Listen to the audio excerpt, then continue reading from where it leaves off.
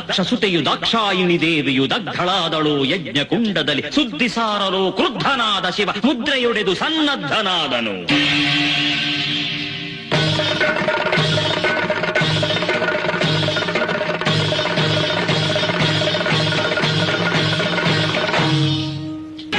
ತಾಂಡವ ಮೂರ್ತಿಯ ನೃತ್ಯ ವಿಲಾಸಕ್ಕೆ ಭೂಮಿಯು ಕಡಗಡ ನಡುಗುತ್ತಿದೆ. ಕೆಂಡ ದುಂಡೆಗಳ ಕಣ್ಗಳು ಕಾಣಲು ಕಡಲು ಕಡಲುಗಳು ಕಣ್ಣಲ್ಲಿ ಉರುಳಲು ತಾರಾಲೋಕವೇ ಫಳ ಫಳನುದುರಲು ಸಪ್ತ ಸಾಗರವೇ ಹೊತ ಹೊತ ಕುದಿಯಲು ಜಟಾಪಟಲವನ್ನು ಬಡಿದಪ್ಪಡಿಸಲು ಪಟು ಭಟನಟನ ರುದ್ರ ಭದ್ರನಃ ವೀರಭದ್ರನುದ್ಭವಿಸಿದನಾಗಲಿ.